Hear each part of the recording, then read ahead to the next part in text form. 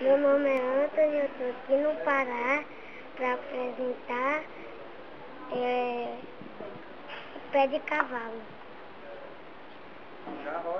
Pega uma cordinha, pega um coco, quebra no meio, descasca e faz isso. Tira a sandália, bota assim e anda.